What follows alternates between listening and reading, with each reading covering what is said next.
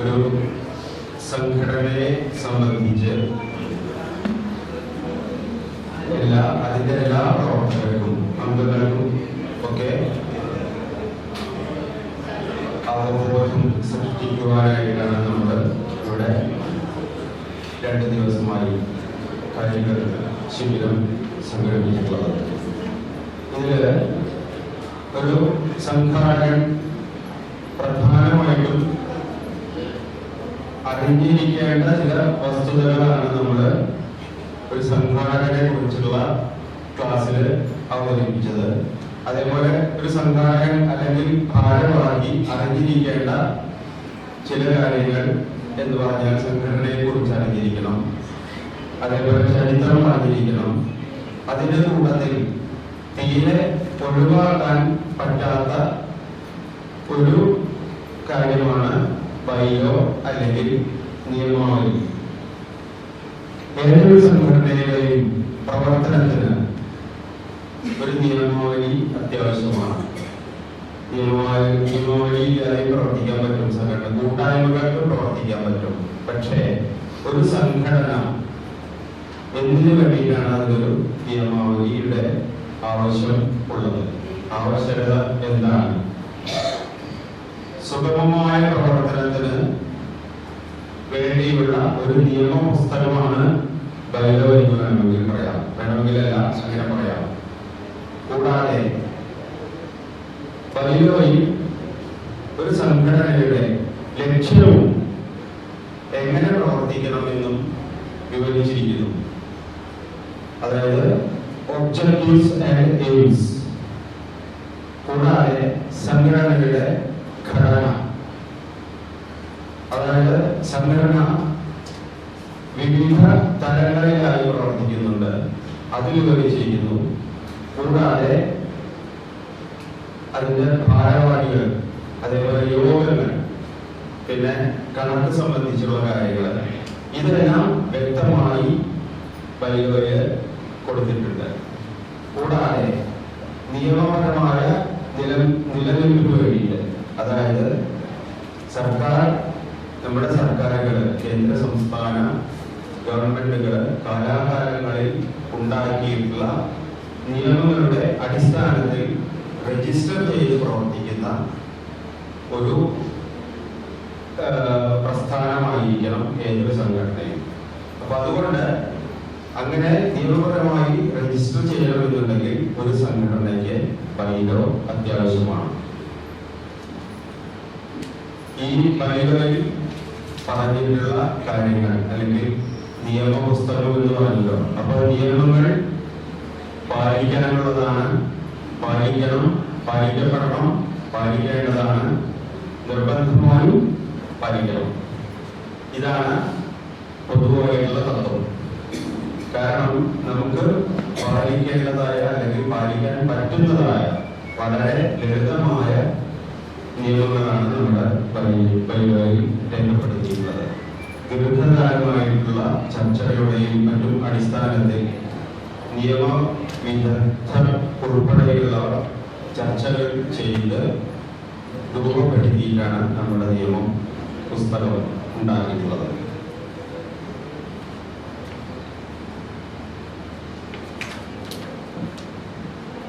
ഇനി യോഗക്ഷേമ സഭ 1955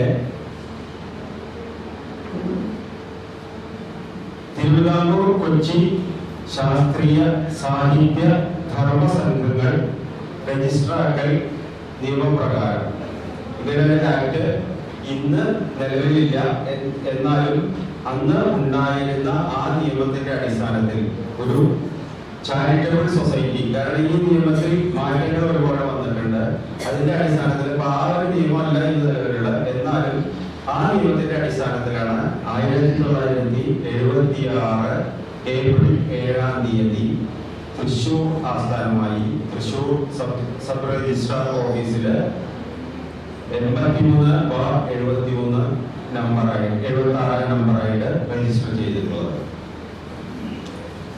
അപ്പോൾ ഒരു സംഘടന രജിസ്റ്റർ ചെയ്തു.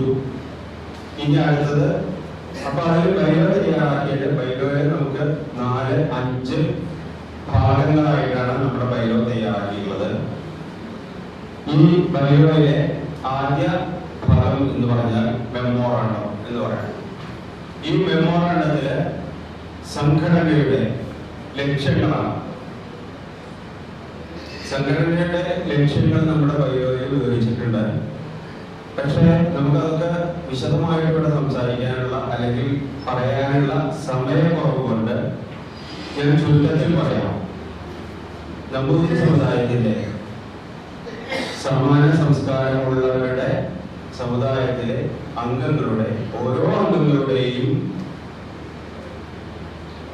വെൽഫെയർ എന്നൊരു വാക്കിൽ പറയാം വേണമെങ്കിൽ. അതായത് അവരുടെ വിശദമായിട്ട് തന്നെ കൊടുത്തിട്ടുണ്ട് നമ്മുടെ ലക്ഷ്യങ്ങള്. സാധാരണയായിട്ട് പലരും ചോദിക്കാറുണ്ട് യോഗക്ഷേമ സഭയുടെ ലക്ഷ്യം എന്താണെന്നുള്ളത്. അതിന് വളരെ വിശദമായിട്ട് തന്നെ, കാരണം ഒരുപാട് ആലോചനകളുടെ അടിസ്ഥാനത്തിലാണ് നമ്മുടെ ബൈലോയില് ലക്ഷ്യങ്ങളും ഉൾപ്പെടുത്തിയിട്ടുള്ളത്. സാമൂഹിക, സാമ്പത്തിക, വിദ്യാഭ്യാസ തുടങ്ങി എല്ലാ മേഖലയിലും ഉള്ള നമ്പൂതിരി സമുദായാംഗങ്ങളുടെ വളർച്ച ലക്ഷ്യമിട്ടുകൊണ്ടാണ് ഈ യോഗക്ഷേമ സഭ 1976 രൂപീകരിച്ചത്. അടുത്തതായിട്ട് ഈ യോഗക്ഷേമ സഭയിൽ ആർക്കൊക്കെ അംഗങ്ങളാവാം? 1958 നമ്പൂതിരി ആക്ട്. ഈ നമ്പൂതിരി ആക്ടിൽ പറഞ്ഞിട്ടുള്ള എല്ലാ 18 വയസ്സായ അംഗങ്ങൾക്കും യോഗക്ഷേമ സഭയിൽ അംഗങ്ങളാകാം. ഇനി ഈ നമ്പൂതിരി ആക്ടിൽ പറഞ്ഞിട്ടുള്ള സമുദായങ്ങൾ എന്ന് പറഞ്ഞു കഴിഞ്ഞാൽ നമ്പൂതിരി, പോറ്റി, ഇളയത്, മൂസ്, നമ്പീശൻ, എമ്പ്രാന്തിരി, ഉണ്ണി, അടികൾ തുടങ്ങി, കൂടാതെ നമ്മളൊന്നും കേൾക്കാത്ത ഒരു പിടാരൻ എന്ന് പറഞ്ഞൊരു സമുദായം വടക്കേ മലബാറിലുണ്ട്. അവർക്ക് കൂടി ഇതിൽ അംഗങ്ങളാകാം. കൂടാതെ സമാന സംസ്കാരവും ഈ ആചാരങ്ങളുമായി പൊരുത്തപ്പെട്ട ജീവിക്കുന്ന അല്ലെങ്കിൽ ആചാരാനുഷ്ഠാനങ്ങളിൽ സമാന സംസ്കാരം ഉള്ളവരും ആയ സമുദായാംഗങ്ങൾ അങ്ങനെ ചേരാൻ കാരണം. അതുകൂടാതെ മക്കത്തല സമ്പ്രദായത്തിൽ ഉള്ളവരാണ് വേണ്ടത്. കാരണം ആദ്യകാലങ്ങളിലെ ഈ വർമ്മമാര്, തമ്പുരാക്കന്മാരൊന്നും ഇതിൽ യോഗക്ഷേമ സഭയിൽ ഉണ്ടായിരുന്നില്ല. അടുത്ത കാലത്തൊക്കെ അവരെ ചേർത്തിട്ടുണ്ട്. നമ്മുടെ ബൈലോയിൽ പറഞ്ഞിട്ടുള്ളത് മക്കത്തായ സമ്പ്രദായത്തിലുള്ളവരെയാണ് ഇതിൽ ഉൾപ്പെടുത്തേണ്ടത് എന്ന് പ്രത്യേകം പറഞ്ഞിട്ടുണ്ട്. എന്നാൽ ഇന്നത്തെ കാലത്ത് ഒരുപാട് നമ്മുടെ ആചാരങ്ങളുമായിട്ട് ബന്ധപ്പെട്ട് സമാനമായ രീതിയിൽ ചിന്തിക്കുന്നവർ, പ്രവർത്തിക്കുന്നവരും ആചാരങ്ങളും ഉള്ളവരുമായ ഒരുപാട് രാജകുടുംബങ്ങളിലുള്ളവരുണ്ട്. അപ്പോൾ അവരെയൊക്കെ ഇന്നത്തെ കാലത്ത് അംഗങ്ങളായിട്ട് ചേർക്കുന്നുണ്ട്. ഇനി നിയമപരമായ പരിരക്ഷയ്ക്ക് വേണ്ടിയിട്ട് എന്ന് പറയാം. കാരണം രജിസ്റ്റർ ചെയ്ത ഒരു സംഘടനയാണ്. അപ്പോൾ അങ്ങനെ ഒരു സംഘടന രജിസ്റ്റർ ചെയ്യുമ്പോൾ നമ്മുടെ നിയമങ്ങളനുസരിച്ച് ഒരിക്കലും ഒരു സമുദായാംഗങ്ങളെ മാത്രമായിട്ട് ഒരു സംഘടനയിൽ ചേർക്കാൻ പറ്റില്ല. അതിനു വേണ്ടിയിട്ട് നമ്മുടെ ബൈലോയിൽ പറഞ്ഞിട്ടുള്ളത് ജാതി, മത, ലിംഗ, ഭാഷ ഭേദമന്യേ എല്ലാവരെയും ഈ സംഘടനയിൽ അംഗങ്ങളാകാവുന്നതാണ്. പക്ഷേ അതിന് അംഗീകരിക്കേണ്ടത് സംസ്ഥാന കൗൺസിലാണ് അംഗീകരിക്കേണ്ടത്. അപ്പൊ അതിന് വിധേയമായിട്ട് അങ്ങനെ അംഗങ്ങളാക്കാവുന്നതാണ് എന്നാണ് ഇതിൽ പറഞ്ഞിട്ടുള്ളത്. ഇനി അംഗത്വം എന്ന് പറഞ്ഞു കഴിഞ്ഞാൽ മുൻകാലങ്ങളില് ആവിഷ്കാര അംഗത്വം അതേപോലെ സാധാരണ അംഗത്വം എന്നീ 2 തരത്തിലുണ്ടായിരുന്നു. ഇന്ന് 2024 ഫെബ്രുവരിയിൽ നടത്തിയ നിയമ ഭേദഗതിയിലൂടെ ആവിഷ്കാര അംഗത്വം ഇന്ന് നിലവിലില്ല. സാധാരണ അംഗങ്ങൾ മാത്രമേ ഇന്ന് നിലവിലുള്ളൂ. അതില് അപ്പോൾ മെമ്പർഷിപ്പോട് കൂടിയിട്ടാണ് മെമ്പർഷിപ്പ് വിഹിതമുണ്ട്. ഒരു സാധാരണ അംഗത്തിന് 20 രൂപ പ്രവേശന ഫീസും അതേപോലെ 25 രൂപ വാർഷിക വിഹിതവുമാണ് കൊടുക്കേണ്ടത്. ആമുഖമായിട്ട് അംഗങ്ങളാവാൻ വേണ്ട യോഗ്യതയും അതേപോലെ മെമ്പർഷിപ്പ് ഫീസുമാണ് പറഞ്ഞിട്ടുള്ളത്. ഇതിൽ കൂടുതൽ നമുക്ക് ഞാനിവിടെ പറയാവുന്നത്, കാരണം സമയക്കുറവുള്ള കാരണം ഞാനിവിടെ പറയുന്ന കാര്യങ്ങൾ ചിലപ്പോൾ കൂടുതൽ വ്യക്തത എന്തെങ്കിലും ആവശ്യം വരും. പിന്നെ അത് മാത്രമല്ല, വലിയ വിശദമായിട്ട് സംസാരിക്കണമെന്നുണ്ടെങ്കിൽ അല്ലെങ്കിൽ കാര്യങ്ങൾ പറയണമെന്നുണ്ടെങ്കിൽ ഏകദേശം 2 മണിക്കൂർ എടുക്കും. അപ്പൊ ഇവിടെ എനിക്ക് തോന്നുന്നത് നമുക്ക് 1 മണിയാകുമ്പോഴേക്കും അവസാനിപ്പിക്കണം. അപ്പൊ ഒരു 1/2 മണിക്കൂർ കൊണ്ട് മാത്രമേ ഇത് തീർക്കാൻ പറ്റുള്ളൂ. അപ്പൊ മുഴുവനായിട്ട് തീർക്കാൻ പറ്റില്ല. അപ്പൊ പരമാവധി ചുരുക്കിയിട്ടാണ് പറയുന്നത്. എപ്പോഴാണ് സമയം അവസാനിക്കുന്നത് അവിടെ വെച്ച് നിർത്തും. ബാക്കി നമുക്ക് സംശയം എന്തെങ്കിലും ചോദ്യങ്ങൾ ഉണ്ടെങ്കിൽ അതിന് വ്യക്തമായ മറുപടി ഞാൻ പറയാം. അപ്പൊ ഇത്രയാണ് മെമ്പർഷിപ്പ് ഫീസ് വരുന്നത്. 20 രൂപയാണ് പ്രവേശന ഫീസ്. അതിന്റെ കൂടെ എല്ലാ വർഷവും 20 രൂപ മെമ്പർഷിപ്പ് അടയ്ക്കേണ്ടതായിട്ടുണ്ട്. കാലാകാലങ്ങളിൽ സംസ്ഥാന കൗൺസിൽ തീരുമാനിച്ചുള്ള മറ്റു വിഹിതങ്ങൾ കൂടി പ്രവർത്തന ഫണ്ടുകളായിട്ട് അടയ്ക്കേണ്ടതാണ്. ഇതിൽ നിന്ന് വിഹിതം 50% ഒരു ഉപസഭ ജില്ലയിലേക്ക് അടയ്ക്കേണ്ടതും അതിന്റെ പകുതി സംസ്ഥാന സഭയിലേക്ക് അടയ്ക്കേണ്ടതുമാണ്. അടുത്തത് വരുന്നത് ഒരു ഉപസഭ. ഉപസഭ എന്ന് പറഞ്ഞാൽ അതായത് യോഗക്ഷേമസഭ വിവിധ തലങ്ങളിലായി പ്രവർത്തിക്കുന്നു പറഞ്ഞു. ഉപസഭ ജില്ല സംസ്ഥാനം 3 തലത്തിലാണ് പ്രവർത്തിക്കുന്നത്. അപ്പൊ ഒരു ഉപസഭയാണ് അടുത്തതായിട്ട് വിവരിക്കുന്നത്. ഉപസഭ എന്ന് പറഞ്ഞാൽ ഒരു പ്രദേശത്തെ 25 കുടുംബങ്ങൾ, അതിലെ 25 അംഗങ്ങൾ, വ്യത്യസ്ത കുടുംബങ്ങളിലുള്ള 25 അംഗങ്ങൾ ചേർന്ന് ഒരു ഉപസഭ രൂപീകരിക്കാവുന്നതാണ്. ഈ 25 അംഗങ്ങൾ ചേർന്ന് ഒരു യോഗം ചേർന്ന് താൽക്കാലികമായി ഭാരവാഹികളെ തെരഞ്ഞെടുത്ത് ഈ ഉപസഭ രജിസ്ട്രേഷൻ ഫീസായി 500 രൂപ സഹിതം ജില്ലാ സഭ വഴി സംസ്ഥാന സഭയ്ക്ക് അപേക്ഷ സമർപ്പിക്കേണ്ടതാണ്. ഈ അപേക്ഷയിൽ അപ്പൊ അതിന് നമ്മൾ വിശദ വിവരങ്ങൾ കൊടുക്കേണ്ടത് ഈ അംഗങ്ങളുടെ വിവരങ്ങൾ കൊടുക്കണം. പിന്നെ അതേപോലെ പ്രവർത്തന മേഖല ഏരിയ കൊടുക്കണം. അപ്പൊ അവിടെ മറ്റു ഉപസഭകൾ ഉണ്ടെങ്കിൽ ആ ഉപസഭ നമ്മൾ പുതുതായിട്ട് തുടങ്ങുന്ന ഒരു ഉപസഭയില് ആ ഏരിയയിലെ മറ്റു ഉപസഭ ഉണ്ടെങ്കിൽ അവരുടെ NOC കൂടി ആവശ്യമാണ്. ഇതാണ് ഉപസഭ രൂപീകരിക്കാനുള്ളത്. ഈ ഉപസഭ അതേപോലെ അടുത്തതായിട്ട് ഉപസഭ എക്സിക്യൂട്ടീവ് ആണ്. ഒരു എക്സിക്യൂട്ടീവ് ഭരണസമിതി എന്ന് പറഞ്ഞാൽ എക്സിക്യൂട്ടീവ് കമ്മിറ്റി. ഈ എക്സിക്യൂട്ടീവ് കമ്മിറ്റിയില് നമുക്ക് പലർക്കും അറിയാവുന്ന കാര്യം തന്നെയാണ്. എന്നാലും 7 മുതൽ 11 വരെ അംഗങ്ങളുള്ള ഉപസഭ എക്സിക്യൂട്ടീവ് കമ്മിറ്റി പൊതുയോഗം രജിസ്ട്രേഷൻ നടപടികൾ പൂർത്തീകരിച്ചു കഴിഞ്ഞാൽ പൊതുയോഗം എന്ന് പറഞ്ഞു കഴിഞ്ഞാൽ ഉപസഭയിലെ എല്ലാ അംഗങ്ങളും ഈ പൊതുയോഗത്തിൽ അംഗങ്ങളാണ്. അപ്പൊ ഈ കൗൺസിൽ പൊതുയോഗം ചേർന്ന് ഉപസഭ എക്സിക്യൂട്ടീവ് കമ്മിറ്റി തിരഞ്ഞെടുക്കേണ്ടതാണ്. ഉപസഭയിലെ എക്സിക്യൂട്ടീവ് കമ്മിറ്റി എന്ന് പറഞ്ഞു കഴിഞ്ഞാൽ president, vice president, secretary, joint secretary, treasurer തുടങ്ങി 7 മുതൽ 11 വരെയുള്ള അംഗങ്ങളെയാണ് തിരഞ്ഞെടുക്കേണ്ടതാണ്. കൂടാതെ നമ്മുടെ ജില്ലാ കൗൺസിലിലേക്ക് 25 അംഗങ്ങൾക്ക് ഒരാളെ വീതം തിരഞ്ഞെടുക്കേണ്ടതാണ്. ഇതാണ് പൊതുയോഗത്തിൽ തിരഞ്ഞെടുക്കേണ്ടത്. ഈ ഉപസഭ എക്സിക്യൂട്ടീവ് കമ്മിറ്റി കൂടാതെ നമുക്ക് പോഷക വിഭാഗങ്ങളായ വനിതാ വിഭാഗവും യുവജന വിഭാഗവും ഉണ്ട്. പിന്നെ ഉപസഭയിൽ മാത്രമായിട്ട്, അതായത് ജില്ലാ തലത്തിലോ സംസ്ഥാന തലത്തിലോ ഇല്ലാത്തതാണ് നമ്മൾ ബാലസഭ എന്ന് പറഞ്ഞിട്ട് ഒരു ഇതുണ്ട്. കുട്ടികളുടെ 5 വയസ്സ് 10 വയസ്സ് വരെയുള്ള കുട്ടികളുടെ ആണ് ബാലസഭയിൽ ഉൾപ്പെടുത്തുന്നത്. അപ്പോൾ ബാലസഭയും തിരഞ്ഞെടുക്കേണ്ടതാണ്. അതും ഇതേപോലെ 5 അംഗങ്ങളുള്ള ഭരണസമിതിയും തിരഞ്ഞെടുക്കേണ്ടതാണ്. വനിതാ യുവജന വിഭാഗത്തിലും ഭരണസമിതി തിരഞ്ഞെടുക്കേണ്ടതാണ്. ഉപസഭയിലെ എല്ലാ വനിതാ അംഗങ്ങളും മെമ്പർഷിപ്പ് ഒന്നേ ഉള്ളൂ. പക്ഷേ ഉപസഭയിലെ എല്ലാ അംഗങ്ങളും അവർക്ക് വേറെ മെമ്പർഷിപ്പ് ഇല്ല. കൂടിയതാണ് വനിതാ വിഭാഗം. യുവജന വിഭാഗം എന്ന് പറഞ്ഞു കഴിഞ്ഞാൽ 18 വയസ്സ് മുതൽ 35 വയസ്സ് വരെയുള്ളതാണ് യുവജന വിഭാഗം ഉൾപ്പെടുന്നത്. അവർക്കും ഇതേപോലെ ഭരണസമിതി തിരഞ്ഞെടുക്കേണ്ടതാണ്. ഭരണസമിതിയിൽ 7 അംഗങ്ങൾ മുതൽ 11 അംഗങ്ങൾ വരെയുള്ള ഭരണസമിതിയും 5 അംഗങ്ങൾ മുതൽ 7 അംഗങ്ങൾ വരെയുള്ള ഭരണസമിതി തിരഞ്ഞെടുക്കേണ്ടതാണ്. ഇതേപോലെ കൗൺസിൽ അംഗങ്ങളെ 25 വെച്ചിട്ട് ജില്ലാ കൗൺസിൽ അംഗങ്ങളെയും തിരഞ്ഞെടുക്കേണ്ടതാണ്.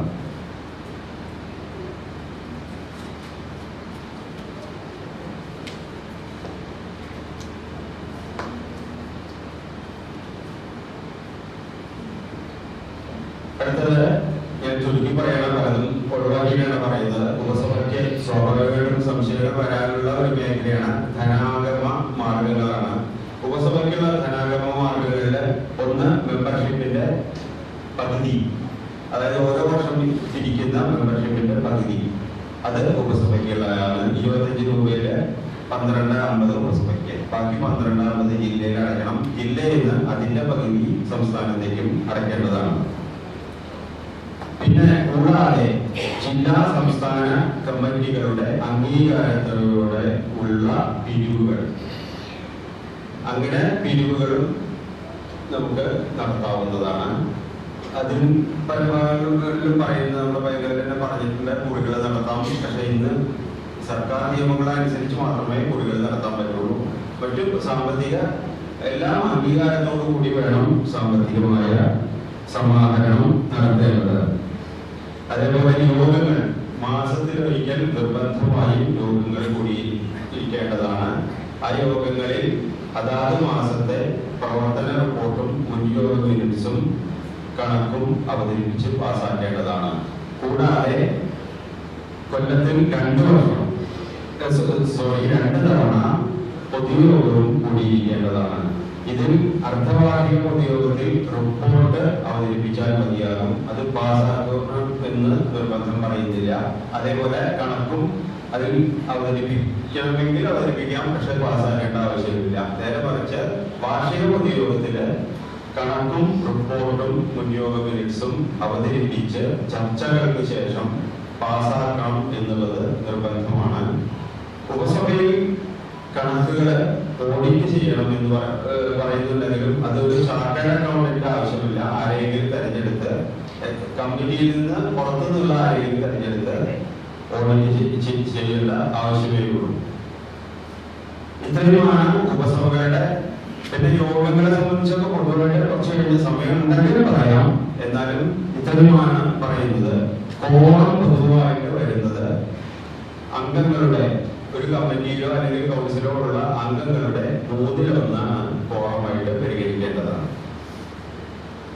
അടുത്തതായി ജില്ലാ സഭയാണ്.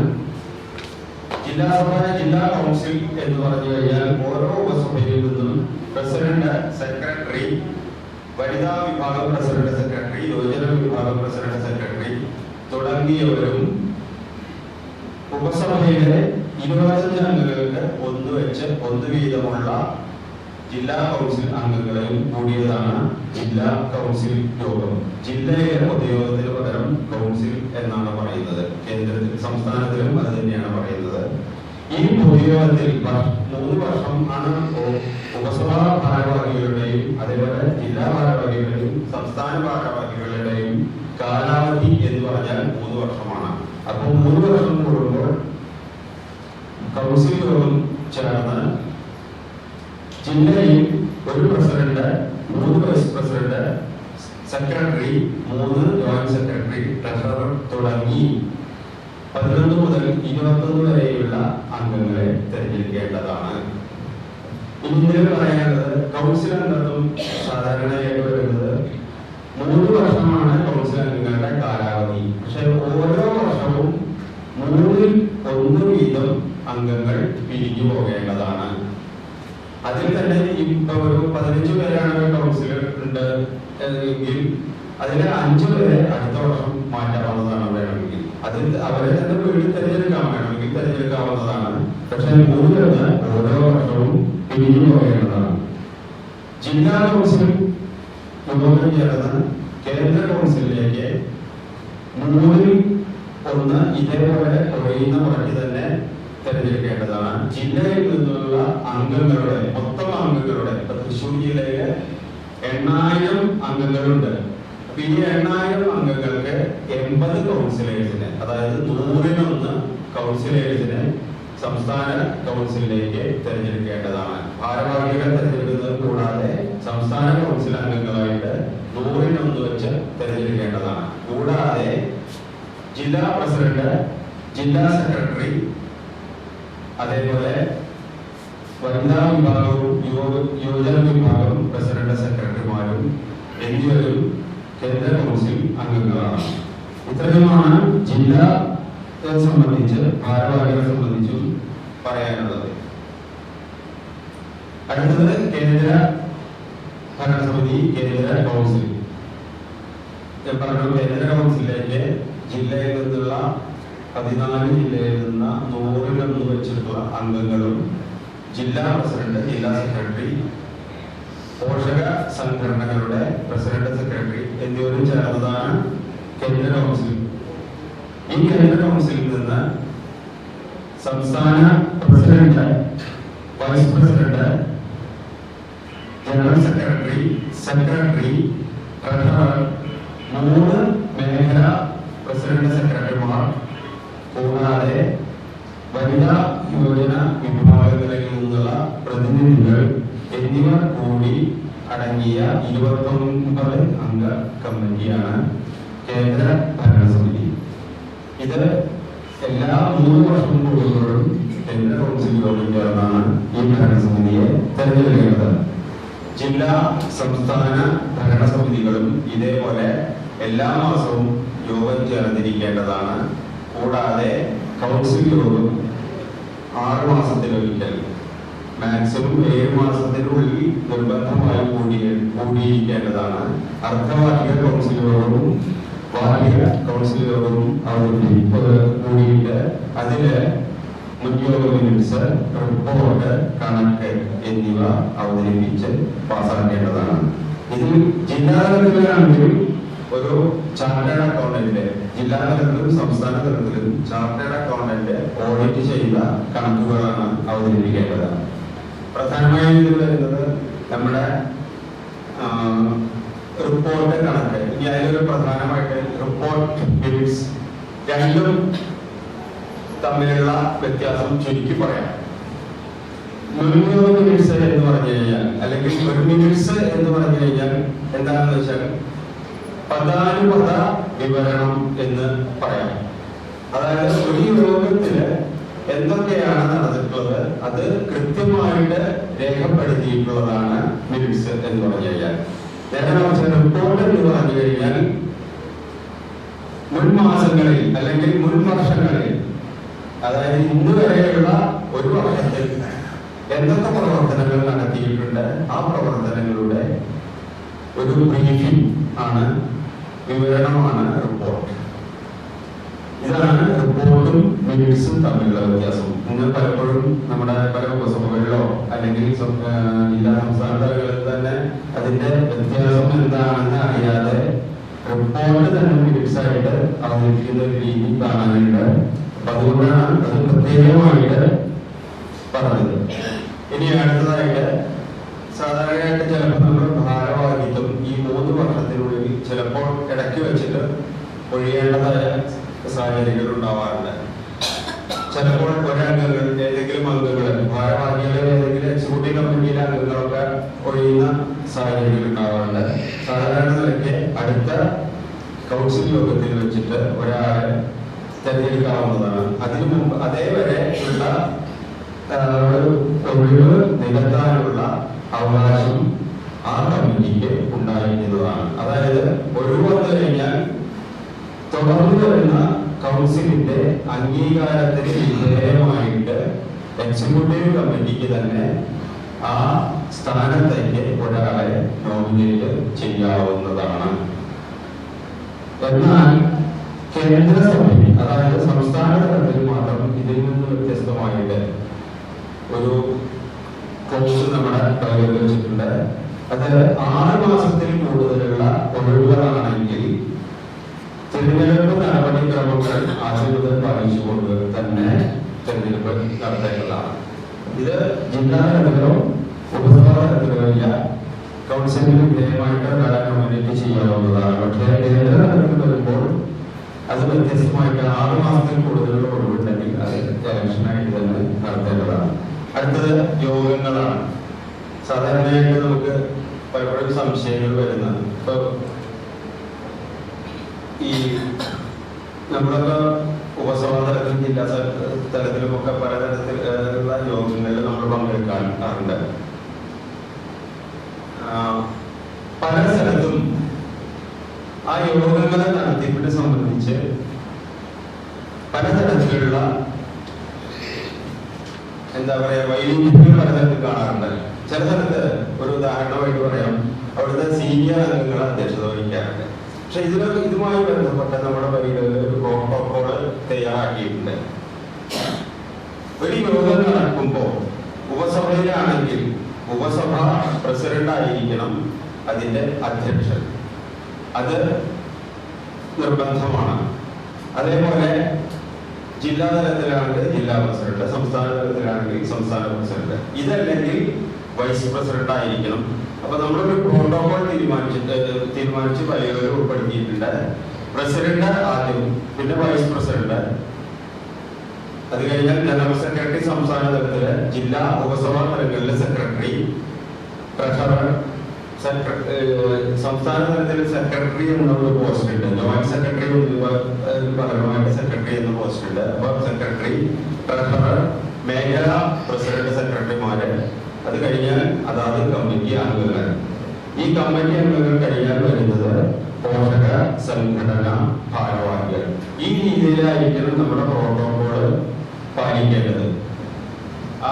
സാധാരണ ഉപസഭയിൽ നടത്തുമ്പോൾ, യോഗങ്ങൾ നടത്തുമ്പോൾ നമ്മൾ മുഖ്യ അതിഥികളെ ക്ഷണിക്കാറുണ്ട്. അത് ചിലപ്പോൾ മുകൾ തട്ടിലുള്ള ഭാരവാഹികളെ ആയിരിക്കാം. അപ്പൊ അവരെ ഉദ്ഘാടകനായിട്ടോ അല്ലെങ്കിൽ മുഖ്യ പ്രഭാഷണമായിട്ടോ ആണ് നമ്മൾ ക്ഷണിക്കേണ്ടത്. ആ സമയത്താണ് ഇത്തരത്തിലുള്ള പ്രോട്ടോകോളുകൾ പാലിക്കേണ്ടത്. മറ്റുള്ള വിഷയങ്ങൾ ഇപ്പോൾ യോഗം നടത്തുമ്പോൾ സ്വാഗതം, അതേപോലെ നന്ദി തുടങ്ങിയ കാര്യങ്ങളുണ്ട്. അത് അതാത് സെക്രട്ടറിമാർക്കും, അതേപോലെ സെക്രട്ടറി കഴിഞ്ഞാൽ ജോയിന്റ് സെക്രട്ടറിമാരുണ്ടെങ്കിൽ അവർക്കും കൊടുക്കാവുന്നതാണ്. കൂടാതെ മാതൃസഭ യോഗങ്ങളിൽ, എക്സിക്യൂട്ടീവ് യോഗമാണെങ്കിലും കൗൺസിൽ യോഗമാണെങ്കിലും പോഷക സംഘടന ഭാരവാഹികൾ ആ യോഗങ്ങളിൽ പ്രത്യേക ക്ഷണിതാക്കളാണ്. അതുകൂടാതെ പോഷക സംഘടന യോഗങ്ങളിൽ മാതൃസഭയിലെ ഭാരവാഹികൾ ഇതേപോലെ പ്രത്യേക ക്ഷണിതാക്കളാണ്. എന്നാൽ അവർക്ക് വോട്ടവകാശം ഉണ്ടായിരിക്കുന്നതല്ല. ഇനി കണക്ക് സംബന്ധിച്ചാണ്. കണക്ക് സംബന്ധിച്ച് സാധാരണയായിട്ട് നമുക്ക് മുൻകാലങ്ങളിലൊക്കെ കണക്കുകളൊക്കെ ഒരു വകയായിരുന്നു. പക്ഷെ ഇന്നിപ്പോ മാറി മാറി വരുന്ന സർക്കാർ നിയമങ്ങളനുസരിച്ച് ഏതൊരു സംഘടനയ്ക്കും സുതാര്യമായ കണക്കുകൾ അത് കൃത്യമായി അക്കൗണ്ട് ചെയ്ത് വേണ്ട സമയങ്ങളിൽ അധികാരികളിൽ ബോധ്യപ്പെടുത്തേണ്ടതായിട്ടുണ്ട്. അപ്പൊ അതിന്റെ ഭാഗമായിട്ട് കൃത്യമായി കണക്കുകൾ സൂക്ഷിക്കേണ്ടതാണ്. പിന്നെ ബാങ്ക് അക്കൗണ്ടുകൾ നിർബന്ധമായും ഉപസഭാ തലം മുതൽ അല്ലെങ്കിൽ ഏത് തലത്തിലായാലും നമുക്ക് ബാങ്ക് അക്കൗണ്ടുകൾ നിർബന്ധമാണ്. പല സ്ഥലത്തും ബാങ്ക് അക്കൗണ്ടുകൾ പ്രസിഡന്റ്, സെക്രട്ടറി, ട്രഷറർ അല്ലെങ്കിൽ വേറെ ആരെങ്കിലും പേരിലൊക്കെയാണ് ബാങ്ക് അക്കൗണ്ട് തുടങ്ങിയിട്ടുള്ളത്. അതല്ല, നമ്മുടെ പരിധിയിൽ പ്രത്യേകം പറഞ്ഞിട്ടുള്ളത് ബാങ്ക് അക്കൗണ്ട് തുടങ്ങേണ്ടത് പ്രസിഡന്റ്, ട്രഷറർ, സെക്രട്ടറി എന്നിവരുടെ പേരിലാണ്. സെക്രട്ടറി, ട്രഷറർ ഇവര് പ്രസിഡന്റ് അതിൽ വരുന്നില്ല. സെക്രട്ടറിയും ട്രഷററും കൂടിയിട്ടാണ് ബാങ്ക് അക്കൗണ്ടുകൾ തുടങ്ങേണ്ടത്. ഇത് രണ്ടുപേരെയും കൂടി ഓപ്പറേറ്റ് ചെയ്യേണ്ടതാണ്. പിന്നെ ക്യാഷ് ബാലൻസ്. ക്യാഷ് ബാലൻസ് ഉപസഭാ തലത്തിൽ 3500 രൂപ മാത്രമേ ക്യാഷ് ബാലൻസ് ആയിട്ട് കയ്യിൽ വയ്ക്കാനുള്ള അധികാരമുള്ളൂ. ജില്ലാ തലത്തിലാണെങ്കിൽ 7500 രൂപ, കേന്ദ്ര തലത്തിൽ, സംസ്ഥാന തലത്തിൽ 15000. ബാക്കി എത്ര രൂപ ഉണ്ടെങ്കിലും അത് നിർബന്ധമായും ബാങ്കിൽ അടയ്ക്കേണ്ടതാണ്. അടുത്തത് ഭാരവാഹികളുടെ ചുമതലയാണ്. പ്രധാനമായിട്ടും നമുക്ക് ശ്രദ്ധിക്കാനുള്ള ഒരു വിഷയമാണ്. ഒരു സംഘടനാ ക്ലാസ്സിൽ നിർബന്ധമായും ഭാരവാഹികൾക്ക് വേണ്ട ഉത്തരവാദിത്വങ്ങളും അല്ലെങ്കിൽ ഗുണങ്ങള്, ചുമതലകള് അതിനെപ്പറ്റി വിവരിക്കാറുണ്ട്. അത് നിർബന്ധമായിട്ട് നമ്മൾ അറിഞ്ഞിരിക്കേണ്ടതാണ്. കാരണം ഒരു സംഘടനാ പ്രവർത്തനത്തിന്റെ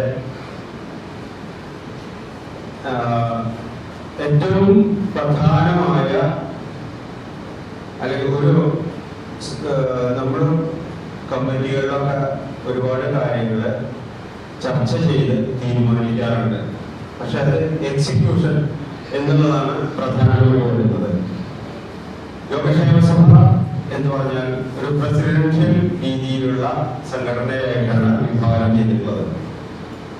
അപ്പൊ ഏറ്റവും കൂടുതൽ ഉത്തരവാദിത്വവും അധികാരവും നമ്മുടെ പ്രസിഡന്റിലാണ് ഉള്ളത്. പ്രസിഡന്റിന് നമ്മുടെ സംഘടനയുടെ ആസ്തികളെങ്കിലും സ്ഥലങ്ങളോ വാങ്ങിക്കുകയാണെങ്കിൽ പ്രസിഡന്റിന്റെ പേരിലായിരിക്കണം വാങ്ങിക്കേണ്ടത്. അതേപോലെ യോഗങ്ങളിൽ അധ്യക്ഷത വഹിക്കുക.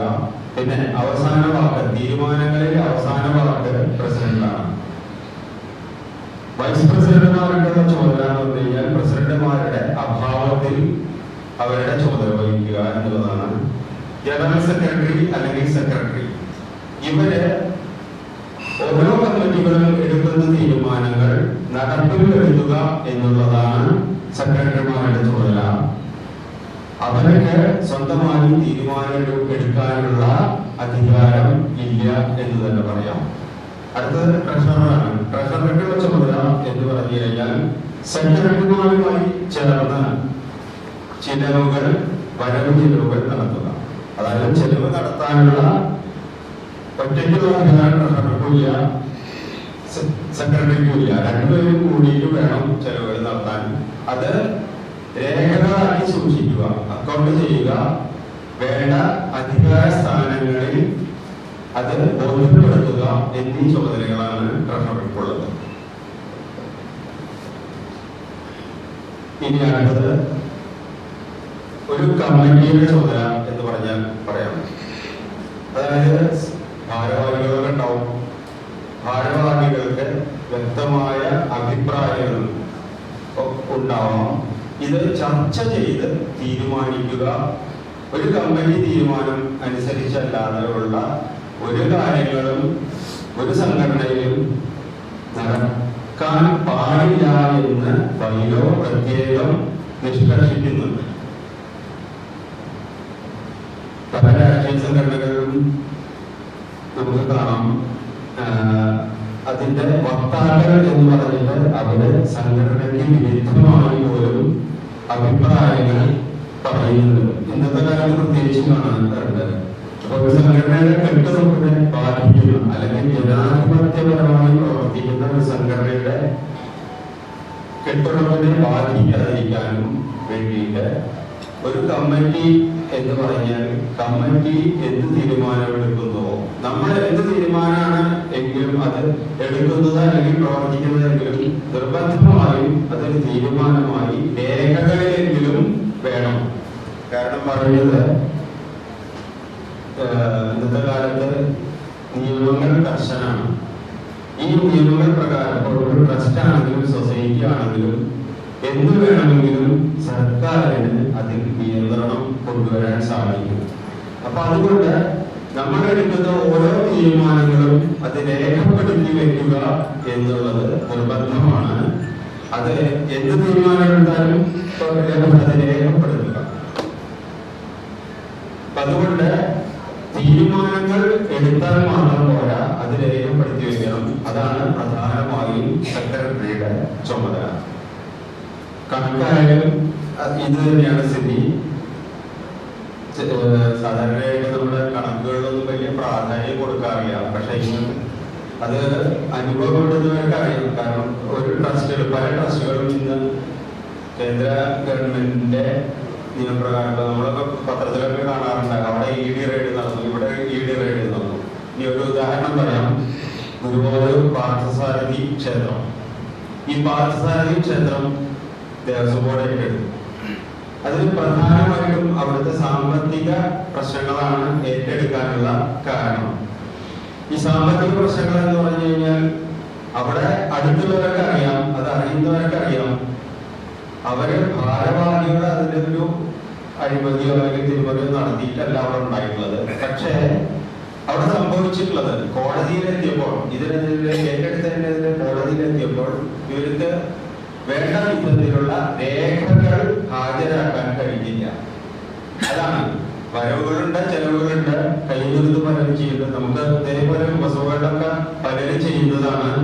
എന്തെങ്കിലും ആവശ്യം വന്നാൽ നമ്മുടെ പോക്കറ്റിൽ എടുത്ത് ചെലവ് ചെയ്യും, അത് എഴുതി വയ്ക്കില്ല. അപ്പോ ഇനിയുള്ള കാലങ്ങളിൽ നിർബന്ധമായും നമ്മൾ ചെയ്യേണ്ടത് കൃത്യമായ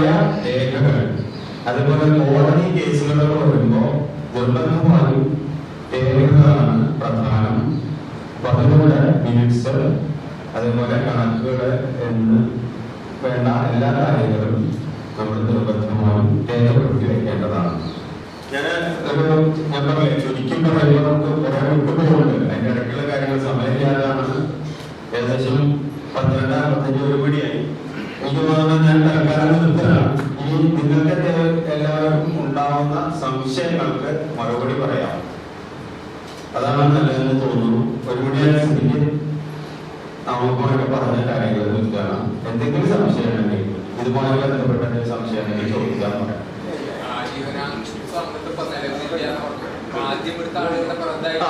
ഇല്ല, അതെ, പുതിയതായിട്ട് ആജീവനാന്ത അംഗത്വം കൊടുക്കുന്നില്ല. നിലവിലുള്ളവർക്ക് അവരുടെ ആജീവനാന്തം അംഗമായി തുടരാവുന്നതാണ്. അവസാന വാക്ക് ഭൂരിപക്ഷ അഭിപ്രായം തീരുമാനത്തിന് പ്രസിഡന്റിനെ മറികടക്കാൻ പറ്റും. പ്രസിഡന്റ് തീരുമാനം കൊണ്ടത് സാധ്യമാവും. ഇല്ല, അവസാന വാക്കാണ് ഉദ്ദേശിക്കുന്നത്. ഒരു കമ്മിറ്റി യോഗങ്ങളുടെ തർക്കം വന്ന് അത് തീരുമാനമെടുക്കാൻ പറ്റാത്തൊരവസ്ഥയാണ് വിചാരിക്കുക.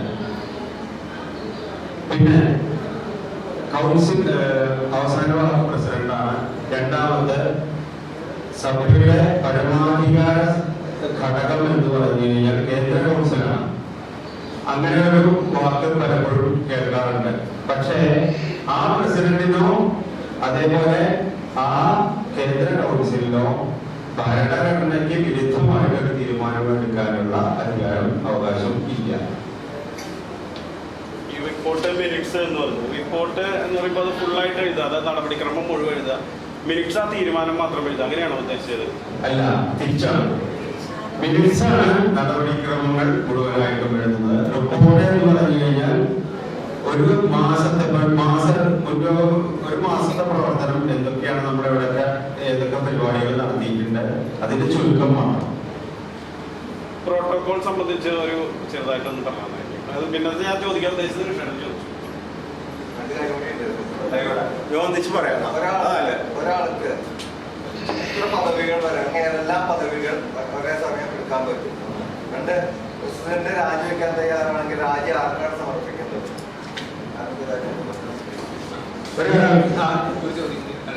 ഇതുമായി ബന്ധപ്പെട്ട പറയാം, കാരണം അപ്പൊ തീർത്തു പോവാം. ഒരാൾക്ക് സാധാരണ ഒരു എക്സിക്യൂട്ടീവ് കമ്മിറ്റി അംഗമാണെന്ന് വിചാരിക്കാം. ഉപസഭ എക്സിക്യൂട്ടീവ് അംഗമാണ്, അല്ലെങ്കിൽ ഉപസഭ സെക്രട്ടറിയാണ്. ഉപസഭയിൽ നിന്നുള്ള ഭാരവാഹികൾക്ക് സംസ്ഥാന തലത്തിലോ ജില്ലാ തലത്തിലോ കർമ്മസമിതി, അത് പറയാം, ഞാൻ വിട്ടുപോയ ഒരു കാര്യമാണ്. കർമ്മസമിതി എന്ന് പറഞ്ഞു കഴിഞ്ഞാൽ ഉപസഭയിൽ കർമ്മസമിതി ഇല്ല. ജില്ലാ തലത്തില്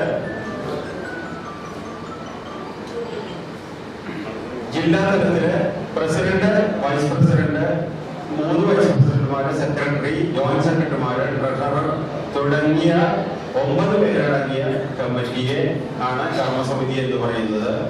സംസ്ഥാന തലത്തിലാണെങ്കിൽ 11 അംഗങ്ങളുള്ള ഭാരവാഹികളെയാണ് കർമ്മസമിതി എന്ന് പറയുന്നത്.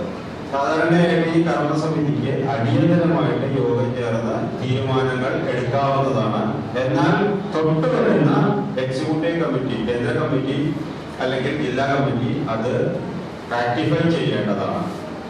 അപ്പൊ അത് ഈ കൃഷ്ണൻ ചോദിച്ചതിന്റെ ഒരു മറുപടി എന്താണെന്ന് വെച്ചാൽ, കർമ്മസമിതിയിൽ ഉള്ളവർക്ക് മറ്റു പദവികൾ ഒന്നും പാടില്ല.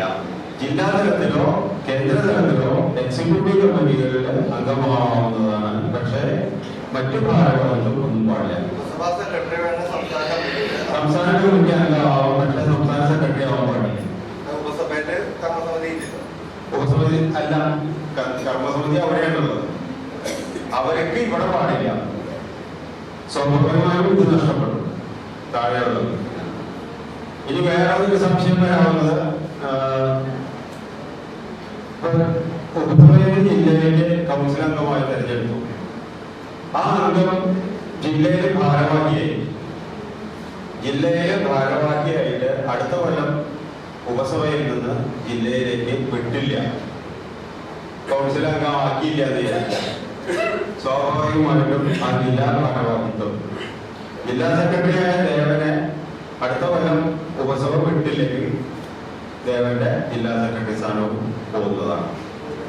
അല്ലെങ്കിൽ കേന്ദ്ര തലത്തിലാണെങ്കിലും ഇത് തന്നെയാണ്. ഉപസഭയാണ് അടിസ്ഥാന ഘടകം. പ്രസിഡന്റിന്റെ രാജി വൈസ് പ്രസിഡന്റിനാണ് കൊടുക്കേണ്ടത്. പക്ഷെ അംഗീകരിക്കേണ്ടത് ഈ രാജികളെല്ലാം അംഗീകരിക്കേണ്ടത് എവിടെയാണ്, ഏത് ഘടകത്തിലാണോ തെരഞ്ഞെടുപ്പ് നടന്നു വെച്ചാൽ അവിടെ നിന്നാണ്. അതായത് കൗൺസിലാണ് അംഗീകരിക്കേണ്ടത്. അത് കൗൺസിൽ താൽക്കാലികമായിട്ട് വൈസ് പ്രസിഡന്റിന് ചാർജ് കൊടുത്ത് രാജികത്ത് കൊടുക്കാവുന്നതാണ്. പക്ഷെ ഉപസഭയിലാണെങ്കിൽ ഉപസഭ വൈസ് പ്രസിഡന്റിന് രാജികത്ത് കൊടുക്കുക, താൽക്കാലികമായി ചാർജ് കൊടുക്കുക. ചാർജ് കൊടുത്തിട്ട് അടുത്ത് വരുന്ന ഉപസഭ പൊതുയോഗത്തിൽ പ്രസിഡന്റിനെ തെരഞ്ഞെടുക്കുക, അല്ലെങ്കിൽ രാജി അംഗീകരിച്ച് തെരഞ്ഞെടുക്കാവുന്നതാണ്. എന്താ പ്രോട്ടോകോളിന്റെ വനിതകൾക്ക് ഈ മാസസഭയിലും വനിതാ കൗൺസിലിന് രണ്ടിലേക്കും കൂടി കൊടുക്കാൻ പറ്റും ഒരാളെ കൗൺസിലിൽ ജില്ലാ കൗൺസിലിലേക്ക് വനിതാ ഒരു ഉപസഭയിൽ ഒരു വനിതയെ മാതൃസഭ വേണം. അവർക്കല്ലേ വനിതയെ സഭയിൽ കൂടിയും കൊടുക്കാൻ പറ്റുമെന്ന് അവിടെ കൗൺസിലംഗമായിട്ട് എടുക്കാവുന്നതാണ്. പക്ഷെ അതില്ല. അതെ അതെ, അതായത് വനിതാ വിഭാഗത്തിൽ ഒരു കൗൺസിൽ ഉണ്ടാവുക, അതാണ് ചോദിച്ചത്. അതില് വ്യക്തമായിട്ട് നമ്മുടെ പള്ളികളില് ഒന്ന് കൊടുക്കുകയും അത്രേ ഉള്ളൂ. സംസ്ഥാന കൗൺസിൽ പോയിട്ട് രണ്ട് ദിക്കിലും വോട്ട് വന്നിട്ട് പ്രസിഡന്റ് അതിനുള്ളൊരു മറുപടി ഇതിലില്ല. അത്രേ ഉള്ളൂ. അടുത്ത ഒരു കഴിഞ്ഞ 2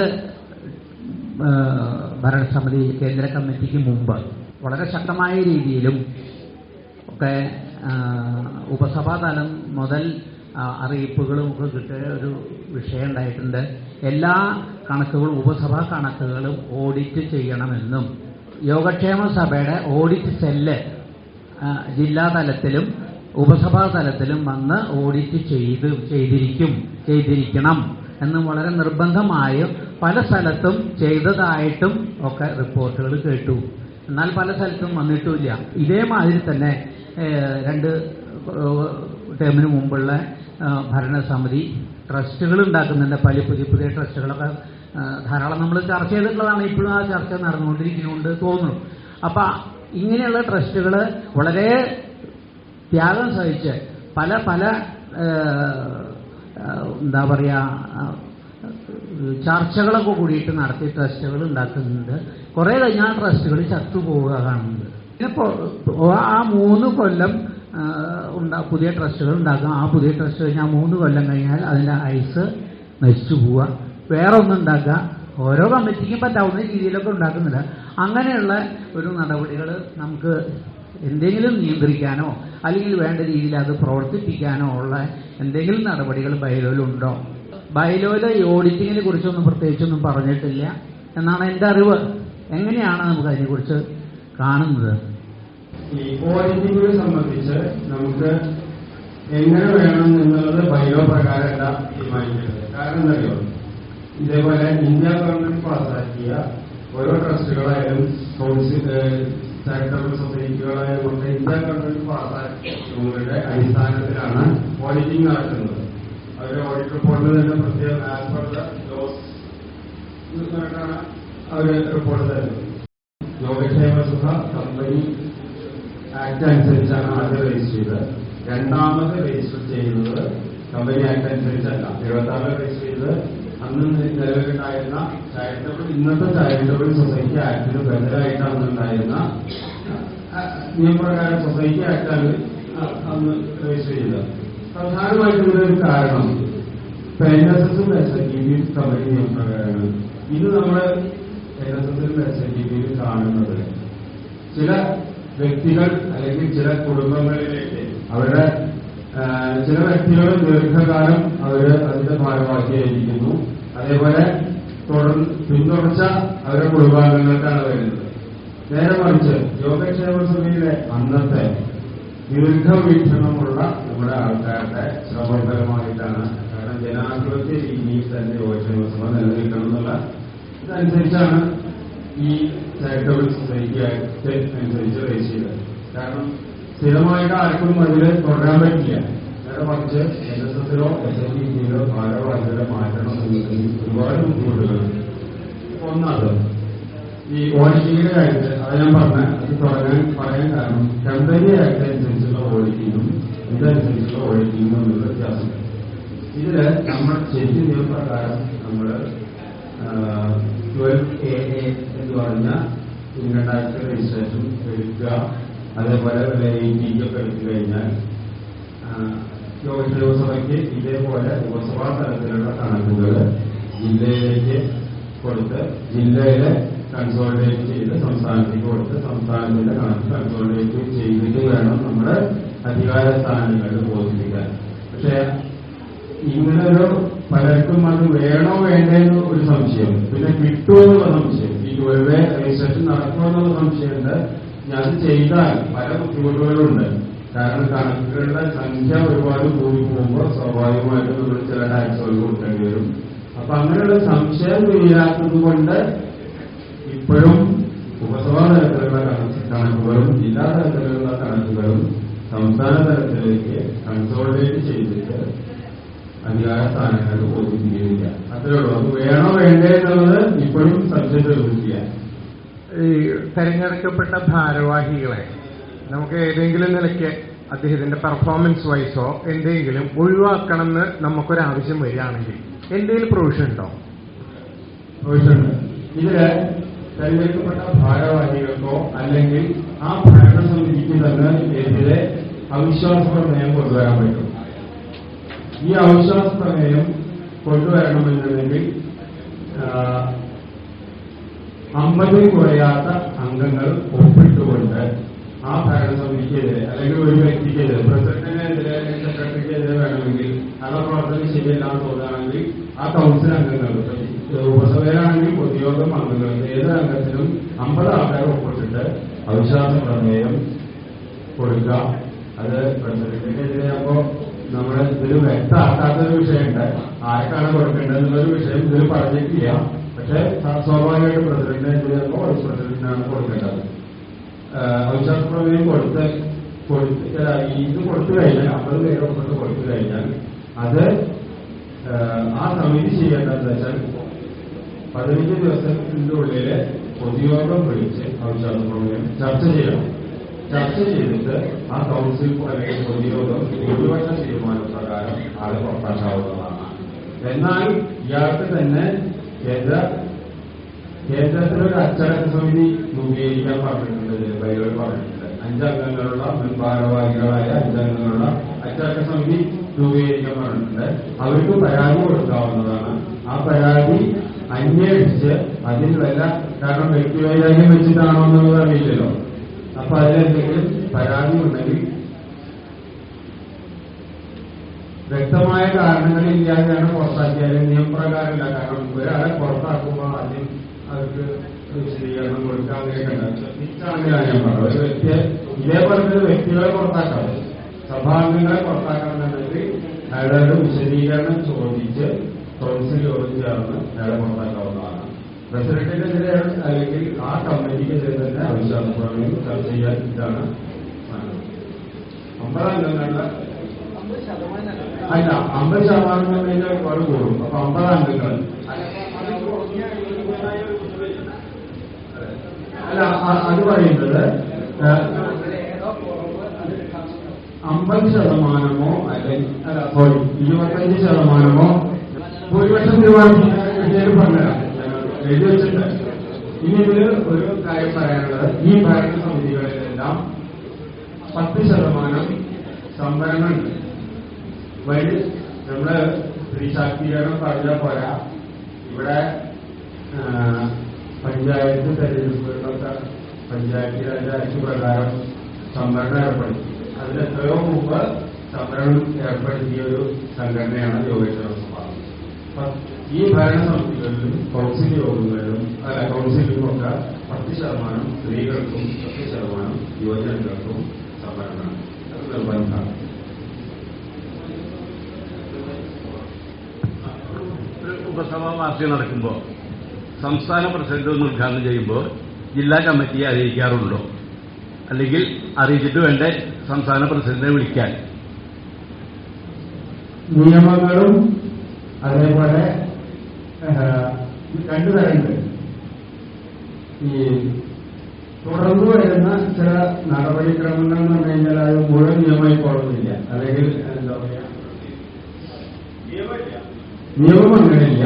പക്ഷെ കുറെ കാലങ്ങളായിട്ട് അത് തുടർന്നു വരുന്നുണ്ട്. അത് വേണമെങ്കിൽ ബൈലോയിൽ പ്രത്യേകം പറഞ്ഞില്ല.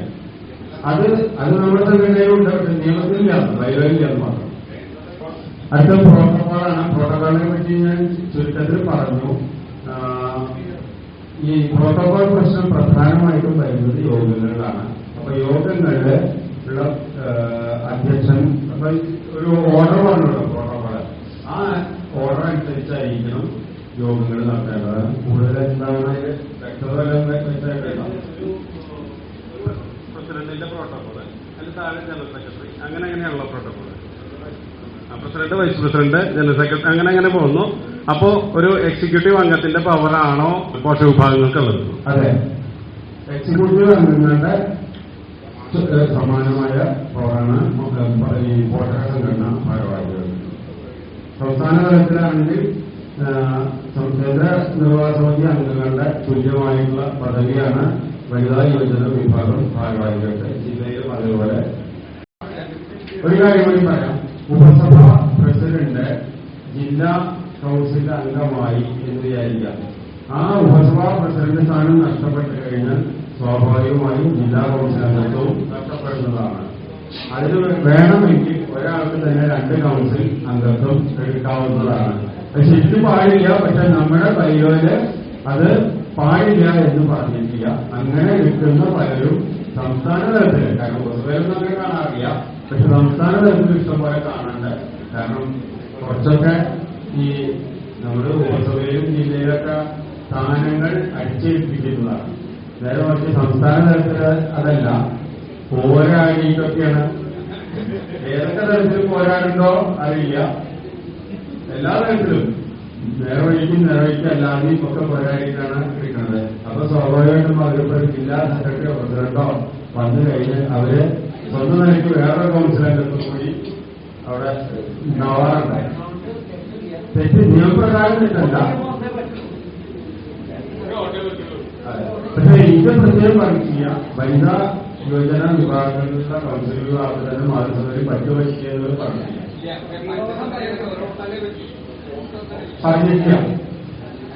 ഇനി എന്തെങ്കിലും സംശയങ്ങൾ ബൈലോയെ സംബന്ധിച്ച് എന്തെങ്കിലും സംശയമുണ്ടെങ്കിൽ 24/7 റെഡിയാണ്.